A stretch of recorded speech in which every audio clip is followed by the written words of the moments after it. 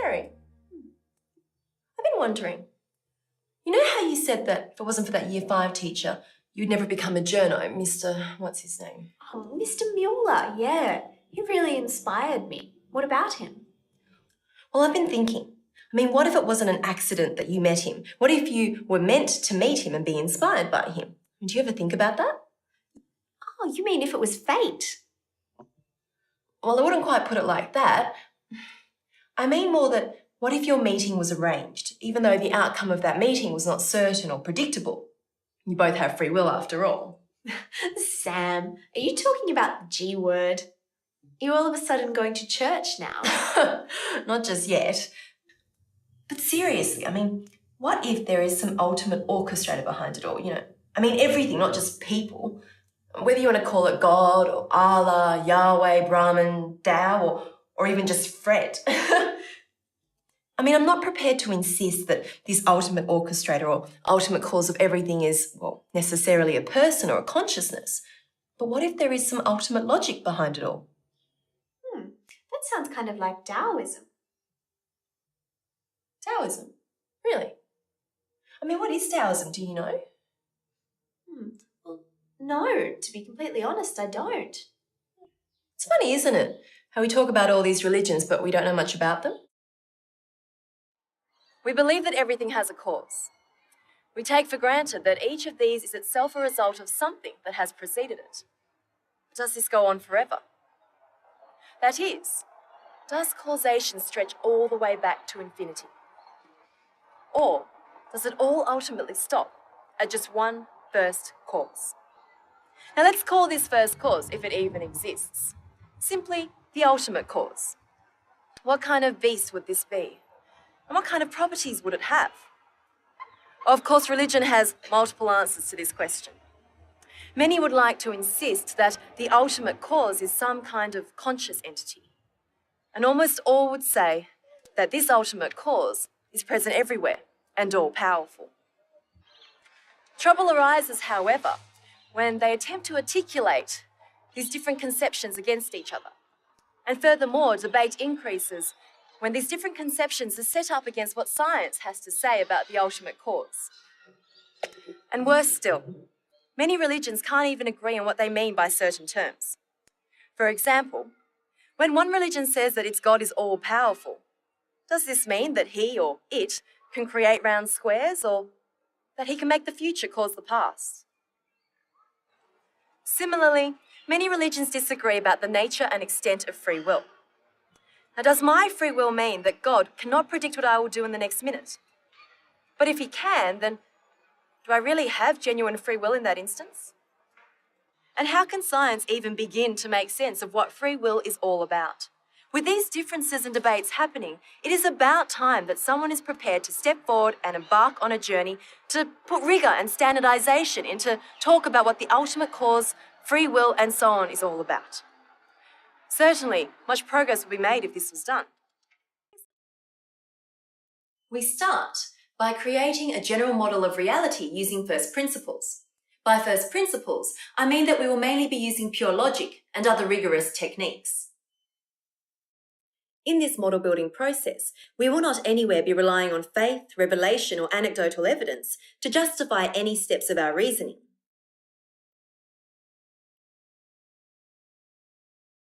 Also, we will be borrowing some concepts from science. But importantly, we will borrow these concepts without limiting ourselves to the accepted boundaries of conventional science today. Our objective will be to build a model of reality that is both generic and rigorous enough to accommodate the ultimate cause of everything, whether or not that ultimate cause is some deity or some impersonal organising logic. Once such a model is created, we'll be in a much stronger position to be able to make systematic sense about what all these religions are talking about, and also to understand why it is that science is so reluctant to enter into these issues. Time for an example, I think. Suppose I strike a white ball with this cue, and it travels down towards a group of coloured balls. Upon striking the group of coloured balls, the white ball scatters them in many different directions. And it so happens that one of the coloured balls then rolls into a pocket.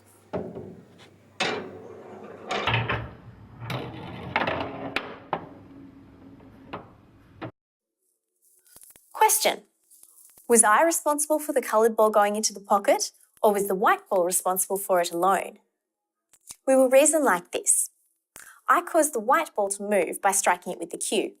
Now this movement of the white ball created an impact which led to, among other things, a coloured ball rolling into a pocket. Since I was the culprit that set in motion these events, then I am indeed responsible for the coloured ball going into the pocket, even though I did it indirectly. In fact, you might even say, in this limited instance, that I am the ultimate cause of these events. This simple example is typical of the kind of reasoning from first principles which we will be using throughout this series. And of course, proves I'm an awesome pool player.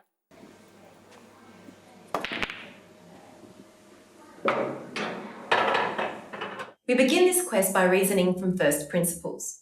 In particular, we will construct a conceptual model of reality that is both generic and rigorous enough to accommodate what this ultimate cause of everything would be.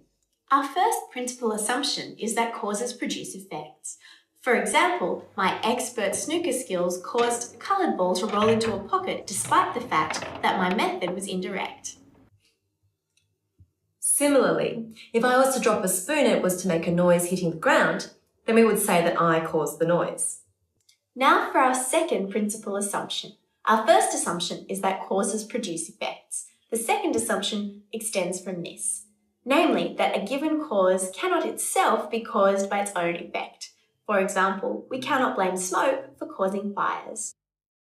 Similarly, we assume that when Sam drops his spoon on the floor, its rattle is not the cause of him releasing the spoon in the first place. Now, causes can be complicated in terms of how they operate in the world. Gravity, for example, needs a whole body of theory to explain how it operates. This is partly because it appears to operate differently in outer space than it does here on Earth. Aristotle, for instance, said that everything on Earth falls to the ground, yet the stars rarely do. So Aristotle devised a theory of physics to explain this. Now, roughly 2,000 years later, Newton devised his own theory of physics to replace Aristotle's. This set of theories was a higher set of theories than Aristotle's were. Now, by higher, I mean two things. Firstly, that these theories were able to explain more than Aristotelian physics could. And secondly, that they were more predictively reliable than Aristotle's were. Generally speaking, science is regarded as making progress in the sense that new theories tend to be an improvement over the previous one. It's perhaps inevitable that you will move in that direction where you have new data and you'll find new theories to explain what we previously didn't understand. That's one thing that seems to be a pattern. Now, Newton's theory captured the parts of Aristotle's theory that were predictively useful, while discarding the parts that were just plain wrong. Generalising this, we can say that the higher node theories contain the lower node theories within them, in the sense that the useful parts are kept, while the wrong parts are utterly discarded. One consequence of the higher node theories containing the lower theories is that a lower theory could never replace a higher theory. Why? Well, because the lower theory still contains all its wrong parts. In other words, a low theory like Aristotelian physics could never replace a higher theory like Newtonian physics. We are now going to introduce our first major concept. That is the concept of the governing network. Now, this network is a diagram that is of a hierarchy. What kind of hierarchy? Well, a hierarchy of theories. What kind of theories? Theories that explain how general processes work. By general processes, I mean sequences we see all the time in our experience of reality, pretty much no matter where we are. Good everyday examples of general processes would be wind, temperature, blood circulation, heartbeat, and electricity. And of course, gravity. Less everyday examples of general processes would be magnetism, the chemistry of fire, and the theories of how light works. In fact, any common sequence at all. The governing network, then, is a diagram of how theories of general processes rank against each other. By ranking, I mean levels of sophistication, but I'll explain more on that later. For now, let me point out that each node, that is each little box in this diagram, represents a specific theory, a theory of some particular general process. Lecturing again, Sam. But seriously though, what's the point of this diagram, this governing network? Well, we won't see the full point right now, Kerry, but we'll be coming back to this governing network again and again as we progress with our theory building.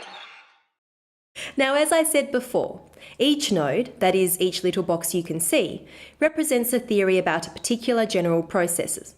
For example, there would be a theory somewhere about gravity, while elsewhere there would be another theory about, say, magnetism or wind behaviour, and so on. But Sam, why are there different rows of nodes in the diagram? I mean, didn't you say something earlier about the diagram having some kind of hierarchy? Yeah, that's exactly right, Kerry. And see, each row represents a level of that hierarchy. The higher up you go, the more sophisticated the theories become. Sophisticated? In what sense, Sam?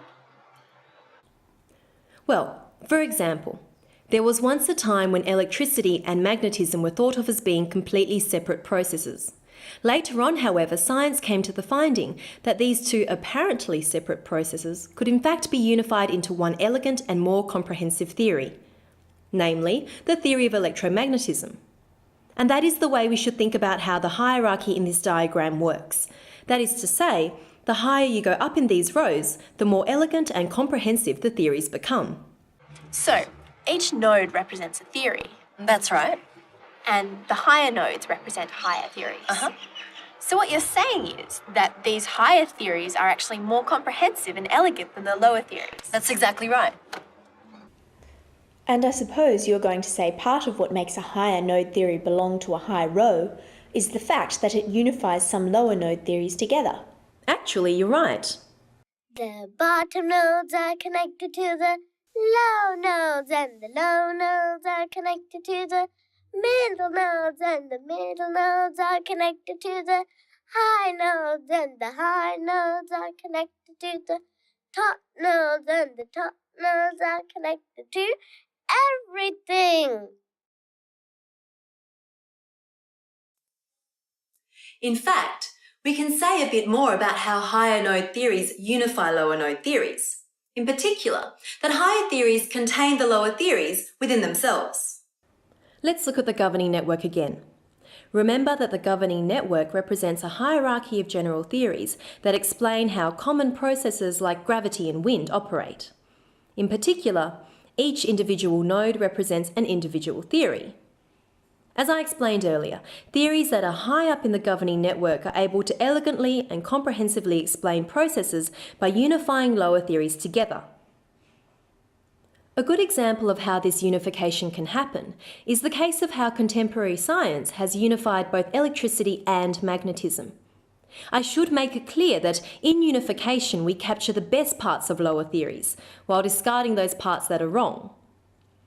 For example, when magnetism and electricity were thought to be separate processes, the separate theories were able to usefully explain and predict certain behaviour. For instance, what a bar of metal will do when subjected to a magnetic field or an electric field. At the same time, the more elegant theory that combined the two, that is, the higher node theory, was able to recover all these old useful predictions, plus more. So while the higher theory replaced the lower ones, it did so by including the best of the lower theories within itself. It would be true to say then that the higher theory contains the lower ones, such that it can explain why the lower theories appear to be so right in the past. So the higher node theories not only unify the lower node theories, they actually contain them as well. That's exactly right, Kerry. Contain them in the sense that they preserve all the old useful predictions that the lower theories have. And yet, at the same time, the higher theories go further than the lower theories by explaining things that the lower theories could not do on their own.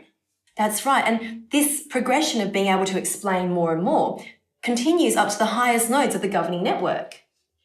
I can see that, Sam, but I'm beginning to wonder where all of this is leading. I mean, what's it got to do with the ultimate cause of everything being a god or whatever? That's a fair question, Kerry. See, it will turn out that the ultimate cause of everything, whoever or whatever it is, will be fully described up here, therefore containing all of the lower theories within themselves. And this is supposed to be obvious, is it, Sam? No, Kerry, no. Furthermore, we explained that the hierarchy that exists between these theories in the network is one based primarily on how well some theories unify lower ones, which means that the higher up the network you go, the more comprehensive and unifying the theories become. We went into considerable detail analysing the nature of the governing network and came up with a few important consequences. One consequence is that the higher theories, that is, the more unifying ones, will necessarily contain lower theories within themselves. And in so doing, they contain all the lower nodes. In other words, every other node on the diagram except themselves. Exactly right. Any explanation of how the universe began is a theory about the ultimate cause. Now, for such a theory to be a complete account of how the whole of reality began, it has to explain more than just how matter, time, space, and so on emerged. In addition to this, a complete theory must also explain how the basic rules governing our universe were born. Rules that include the operating principles of gravity, light waves, motion of bodies, and so on. Now, such a complete theory can only be found at the highest nodes of the governing network, as these are the ones that contain all the theories beneath them.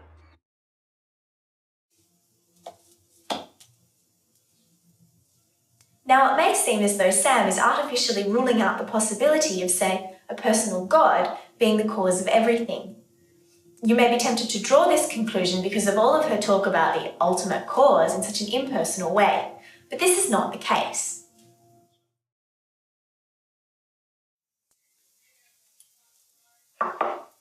In this series, we have tried to avoid any preconception about what the ultimate cause is. Instead, we have focused on its relationships with general theories about processes. In doing so, we have said nothing about its insides. Basically, we've treated the ultimate cause as a black box. It will turn out that profound consequences follow from the very fact that the ultimate cause is only describable by the highest nodes of the governing network. For example, it has a great impact in relation to what science can claim to truly know today. Also, remember that what we mean by the ultimate cause here is something that is quite non-denominational. We do not need to attach any preconceptions to the idea of what the ultimate cause is. So, for example, we are not pre-committed to the belief that the ultimate cause is a personal God, or some impersonal organising logic, or even the final solution to science's theory of everything. As far as we are concerned, it could be either, or something else entirely. It doesn't matter. The theory that we have built requires only that the ultimate cause is able to explain the whole of the rest of reality. Whatever nature it has, we entirely leave open. So some theories may provide a complete explanation of the universe, but the idea that that would be equivalent to finding God, I think, is very unhelpful. For us, it is not fortuitous. For all religious people, then we will say that there is a first cause, and that first cause is God. The very first act of creation was the creation of light.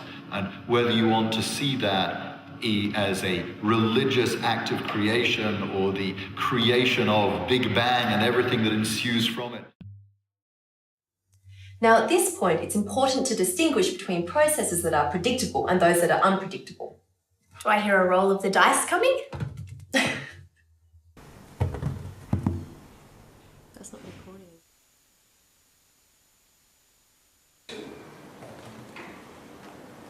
Dice it is, Kerry. Now, the easiest way to understand an unpredictable process is to think of it in terms of dice rolls. In the case of an unpredictable process, the outcome is not determined in a predictable law-like manner. Instead, outcomes eventuate from random probability. Just like dice rolls, the outcomes of an unpredictable process cannot be foreseen.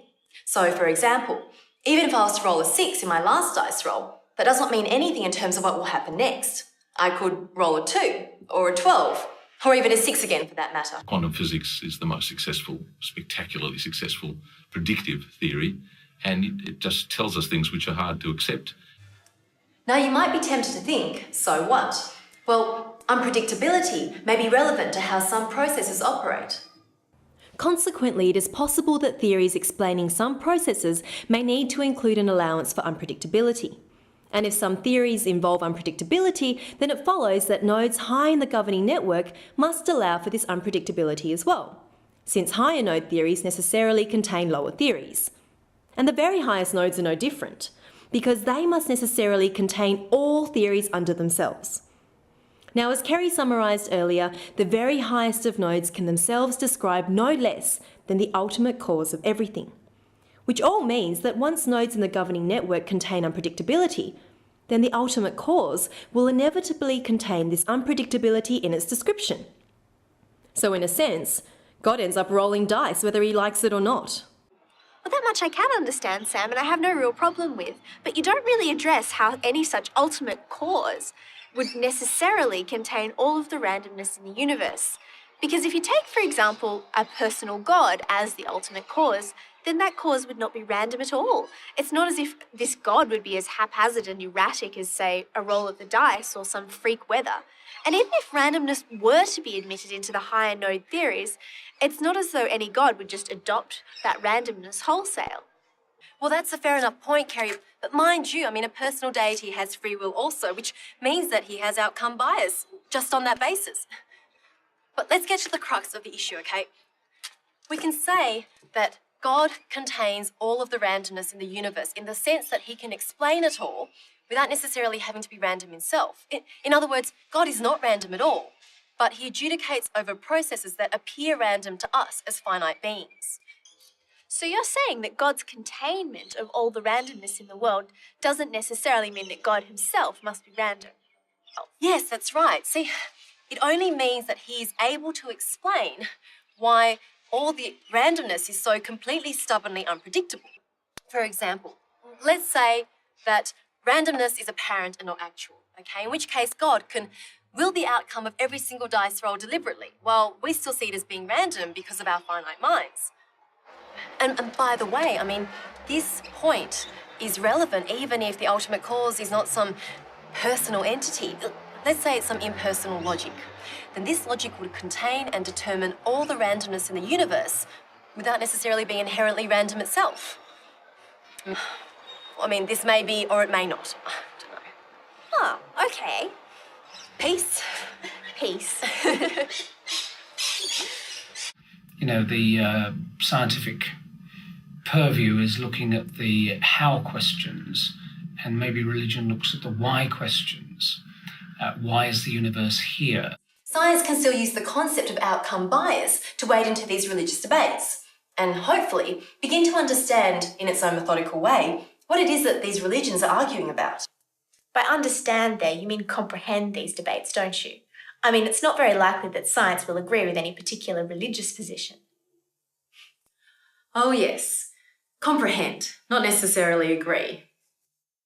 Science and religion make claims and ask questions from very different ends of the spectrum, in particular from the opposite levels of the governing network. In broad brushstrokes, the main difference is that religion starts with a theory about the ultimate cause and works its way down, while science starts with basic observations and will work its way up from there. Religion, that is, starts with its theory of the ultimate cause at the top of the network, and then works down to perhaps one or two rows just beneath it.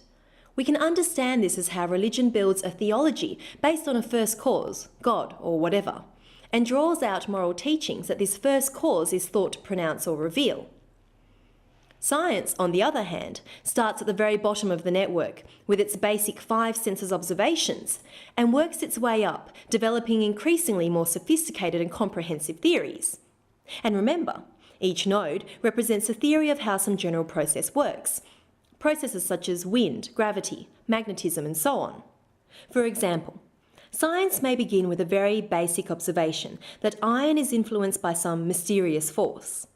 Then it may postulate a theory of magnetism to explain how that force operates in the world. Still later, it may unify the forces of magnetism with electricity to form a greater, more comprehensive theory, that is, the theory of electromagnetism. Still later again, it may unify electromagnetism with other theories to form some especially encompassing high-node theory. We can see from the governing network, then, how science and religion start from opposite levels of theory generality. It wouldn't be appropriate to say that religion is just about the this and the science is about the that. I think there's a much greater melding, a symbiosis. Science is discovering more and more about the world in a way that has changed extraordinarily in the last 100 and 200 years. So it seems to me that the science and religion are moving away from each other so fast that the spectrum is like a stretched piece of elastic, and I suspect it's about to break. Now, an important stipulation needs to be made here. In particular, by saying that religion and science operate from opposite ends of the network, we are not meaning to say that they employ methods of inquiry that are equivalent in rigour, nor are we saying that the methods used by religion are as accurate as those employed by science. Instead, we are only making a distinction between how each comes to develop their theories of reality. Most religions have a set theories of ideas and dogmas.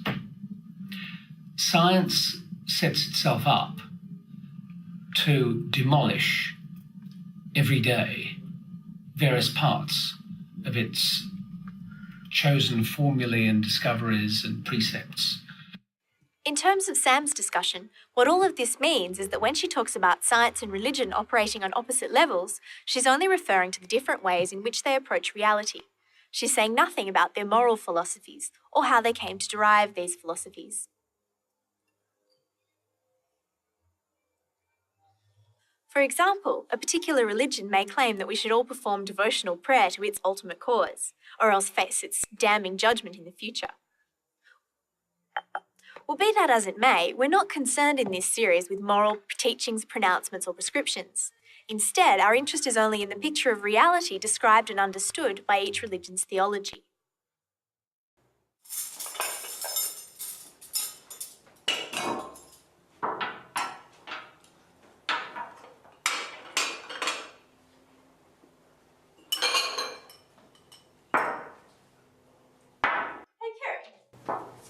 We would both say that current science doesn't know everything, wouldn't we? Yeah, sure, not every single thing. So, would we then say that current science is nowhere near the highest level of knowns? I mean, nowhere near the highest level that a theory can be? No, not if you can put it that way, no.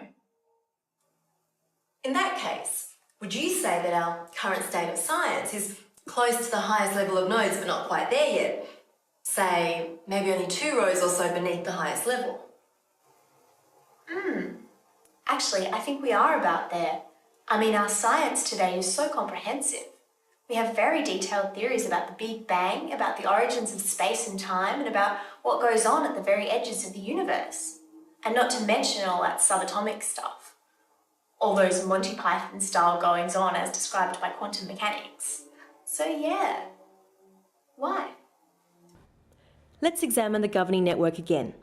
This network, you will remember, is a network of theories. In particular, theories here are ranked according to how comprehensive and sophisticated they are. The very highest nodes of the governing network is where the ultimate cause of everything is described. This ultimate cause level of explanation represents the most sophisticated and general level of theory possible. It is the place where a religion's God, or Tao, or whatever, is properly described. What Kerry and I have agreed on is that current science is not yet comprehensive enough to lie at the ultimate cause level of the network. What Kerry has suggested, however, is that current science is not far beneath the ultimate cause level, perhaps only 2 rows or so below. That, however, is very unlikely. To explain why we can say this with such confidence, think about the fact that science does not have answers to questions about its own theories. For example, science has developed a very sophisticated theory about the Big Bang, a theory that explains in great detail how a single point in space-time expanded and evolved into the diverse universe that we know today. Yet, for all its comprehensiveness and detail, this theory provides no explanation as to why the Big Bang should have happened in the first place. That is, why it happened when and where it did, and not at some other time and place. And to add insult to injury, Science today cannot perform any experiments that would decisively validate this Big Bang theory. Science has also described certain constants, such as the speed of light. Now, it turns out that the numerical value of these constants are critical in allowing our universe to exist with its familiar complexity. In fact, had some of the constants been only slightly different, galaxies and planets would never have been formed, which means that you and I wouldn't exist. But science's account of these constants provides no explanation for why they should possess the numerical values they do, or even why these constants should have emerged at all, regardless of their specific values. But wait, there's more. Science, by its own admission, has failed to come up with its complete theory of everything. That is, a theory that will neatly package everything we see in reality into one super comprehensive framework. The conclusion? That the current body of scientific knowledge is definitely not at the level of just 2 or so rows below the highest level of explanation. But perhaps current science is not too far down anyway. Could that be possible? There is some plausibility for that. I mean, all that stuff I said before about science knowing the edge of the universe and the beginnings of space-time, all that can't just be ignored. So I think it's quite likely that science is only 5 rows down from the top. Well, we shouldn't be so sure of that. For once again, there are important and glaring gaps in our current scientific knowledge. Gaps that exist despite science's seeming comprehensiveness today.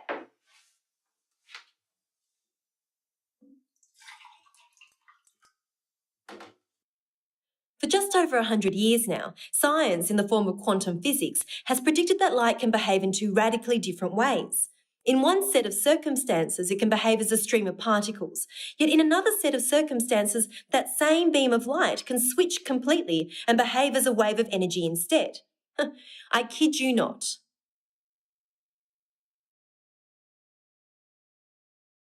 Now the thing is, science has explained in detail the fact that this behaviour happens, and it even can predict which way light will behave in a given set of circumstances. But nowhere in quantum physics is there an explanation of why light behaves so two-sidedly. That question, in fact, is almost ignored.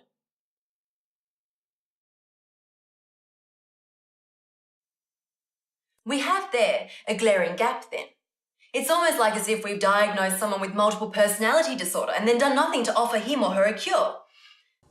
In speaking about quantum mechanics and its weird predictions, it's important to point out that today's science is unable to explain why it is that this weird behaviour only occurs at the subatomic level. At the macroscopic level, the level which we live in and experience, none of these unusual quantum behaviours occur at all. But at the subatomic level, all manner of perplexing things happen. Things such as the spontaneous appearance of 2 particles in a complete vacuum, the ability of certain particles to exchange information instantly across vast distances, or the ability of some particles to appear and then disappear quite freely. While science fully acknowledges that these strange possibilities do not seem to be observed at our level, the macroscopic level, it provides no solid explanation as to why this great difference exists between the 2 scales. I mean, you wouldn't expect that one set of rules would apply to the very small while a completely different set of rules would apply to our level. Both scales exist in the same universe after all. The very small supposedly share the same reality as us and, well, this brick wall. Yet science maintains that this radical difference exists. And more than that, it does not provide a solid explanation as to why this weird behaviour ceases at our level.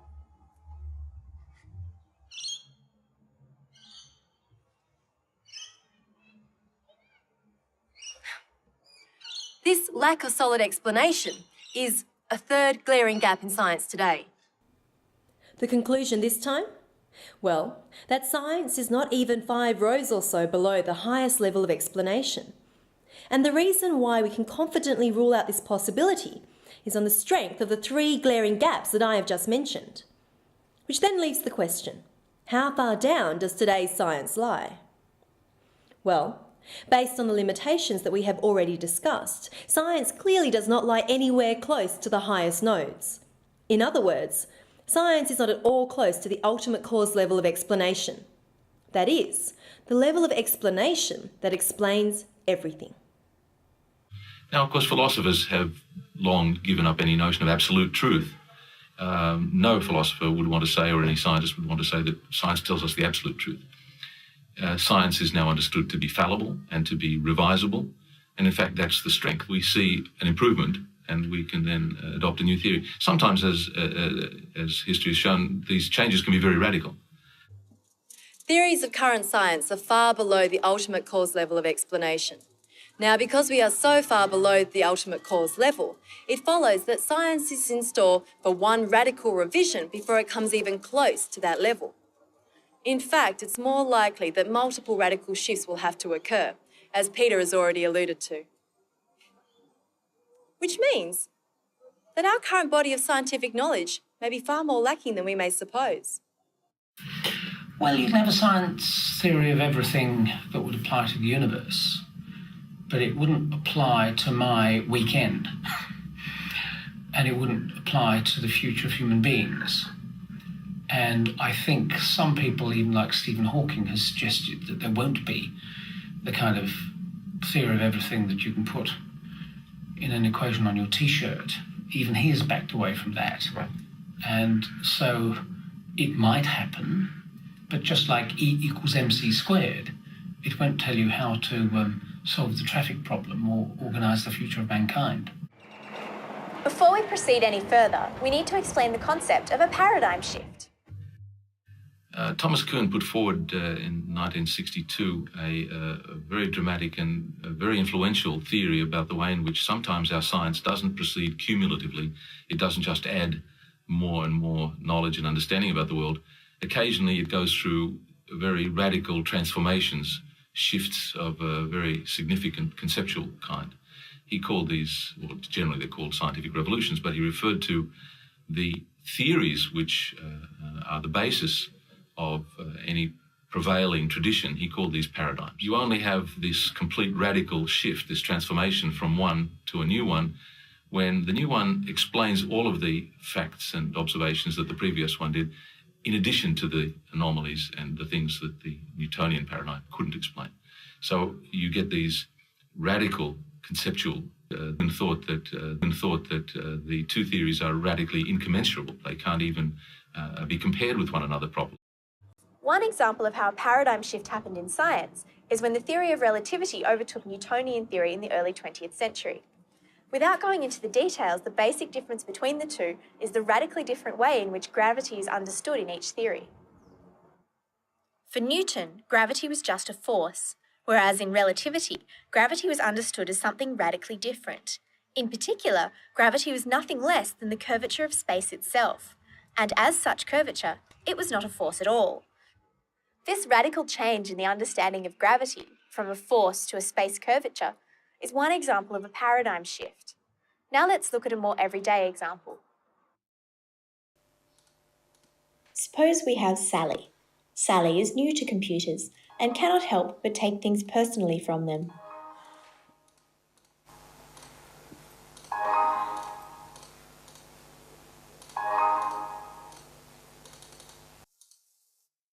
Oh, you won't let me finish.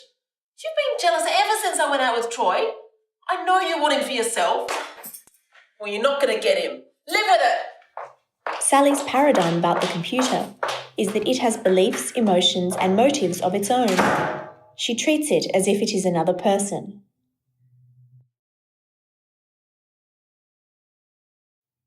But suppose Sally takes a programming course. Over the weeks of that course, she gradually realizes that the computer does not have beliefs or motives at all. It doesn't even have feelings or free will. In fact, all of its actions are thoroughly preset and unintelligent.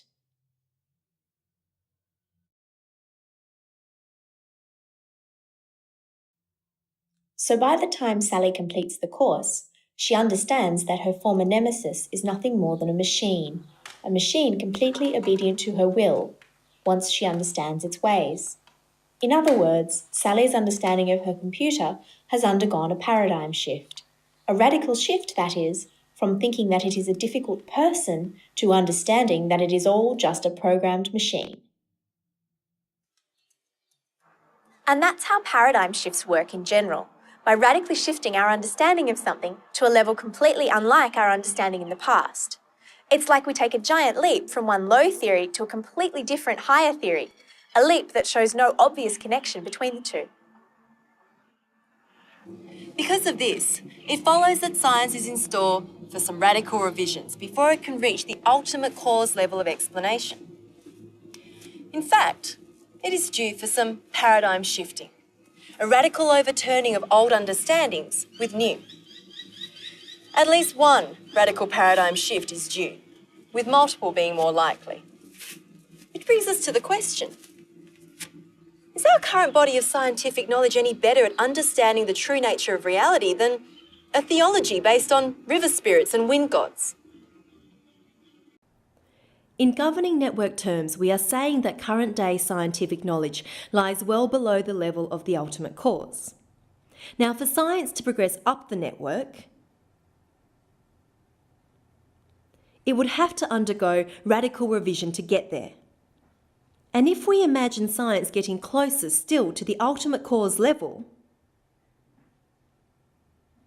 then science would again face further radical revision, or paradigm shifting, which all means that by the time science manages to reach the ultimate cause level,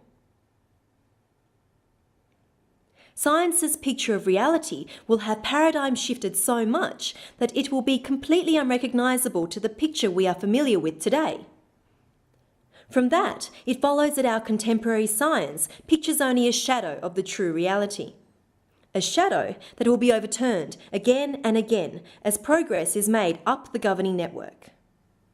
So from that, your conclusion is that contemporary science is no better than animism, no better than believing in spirits and river gods. Well, in essence, yes.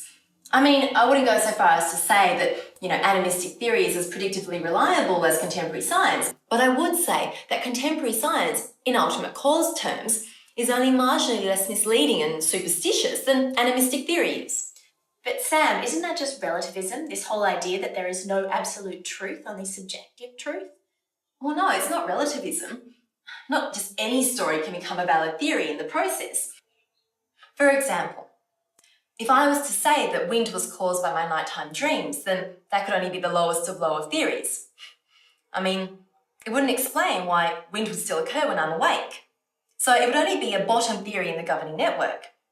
See, not all stories are valid theories here, which is in direct contrast to the whole doctrine of relativism, which says that all stories are as good as each other. So no, it's not relativism, despite the apparent similarities on the surface. But you are saying there is some difference between contemporary science and animism, aren't you? They're not exactly equivalent in value. Well, okay, yes. I mean, it is true that contemporary science is much higher up in the governing network than animistic theory is. And the main reason it's higher up is because of its predictive reliability and its readiness to just completely demolish its old theories. Do you really think science is so ready to drop its old theories? Well, yes, I do. I mean, look at it this way. Science has an internal process that means it's continually revising its concepts. There are teams of researchers who are every day trying to disprove one aspect or another of our current body of accepted knowledge, which means that science should easily progress up the governing network as it gets rid of old theories in favour of new ones. It doesn't have the limitations of holding on to old theories that are no longer worthwhile. Most religions, on the other hand, hold on to a few theories that they will never change, thus leaving them stuck somewhere in the governing network for all time. In addition, science's predictive reliability has allowed for the development of certain practical benefits. Benefits that include cures for cancer, the convenience of a cell phone, and the digital technology that allows you to watch this program today.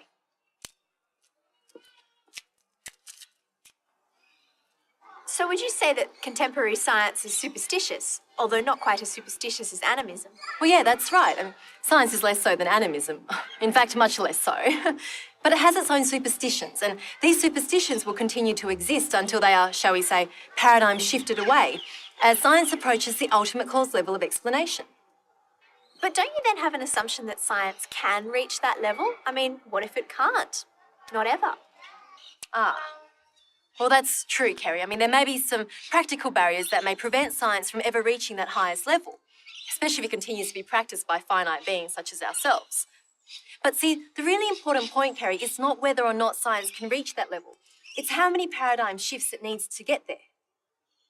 I mean, if several such shifts have to occur, then it means that current science today does not depict reality as it truly is.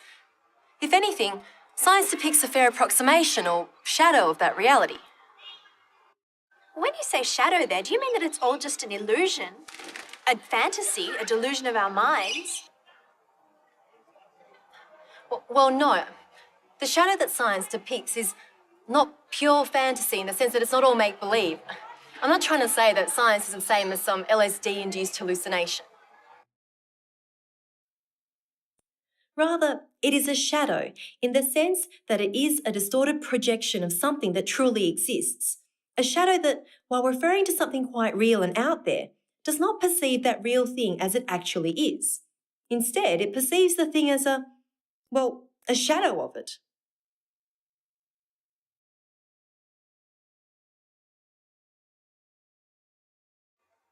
Oh, you mean like a stick looking bent in water? Well, yes, that's a good analogy, actually. Yes, like a stick in water. And just like the stick, science's interpretations or shadows is not based on something that's not really there. Instead, the shadows of science are a bent misinterpretation of how things truly are. And that's how we should view current science, as a body of theory that interprets things that are truly there, but doesn't really see them as they truly are. Instead, it perceives the sticks as bent when they're really not. But Sam, how do we know that these paradigm shifts don't go on to infinity? I mean, what if these shifts never stop? Very good question, Kerry. Very good question. Well, in the end, we can't be certain that the highest node theories can ever be reached by a finite number of steps. And even if this finite number of steps does exist, it doesn't necessarily mean that us as finite beings can ever reach that level in practice. For there may be practical barriers that stop us from achieving this. Practical barriers that include, engineering constraints, which may affect how accurate our measuring devices are, or economical limitations that mean that we're unable to make the trillion-dollar particle accelerator, or even limitations in our intellect that mean that we're unable to grasp certain subtleties of nature. There's no way to know whether we'll ever reach an end to understanding. It's presumably the universe is sufficiently complicated and our human minds are sufficiently limited that we won't be able to understand everything. In fact, that's what makes some problems interesting. They're at the forefront of our capacities to understand. We have certain limitations, just like dogs can't play chess. There's some things that beyond the intellectual capacity of other animals, and presumably there are things that are beyond human capacity to understand. That's probably the case, but of course, given that, we won't know what those things are. We'll just find some things we can't understand. So in short, Kerry, we can't rule out the possibility that we may never actually reach the highest level. But that doesn't mean we shouldn't at least try. All right. But does that mean that there aren't any theories in the network that explain things as they really are, without distortion or misinterpretation? Well, actually, there are.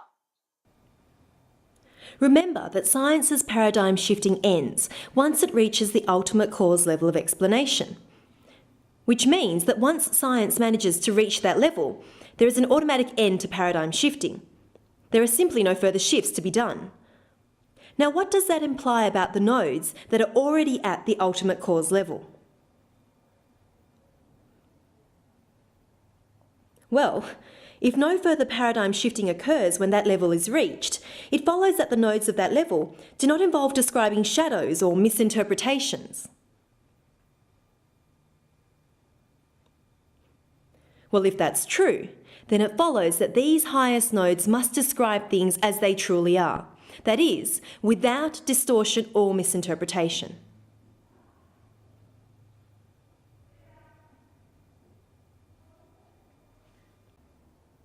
Which means that they describe the true nature of reality. Since these nodes describe the true nature of reality, it follows that they describe the absolute of reality, the absolute final truth about reality, whatever that truth may be. Which means then that absolute reality is accurately described at the ultimate cause level of the network, the level of the highest nodes.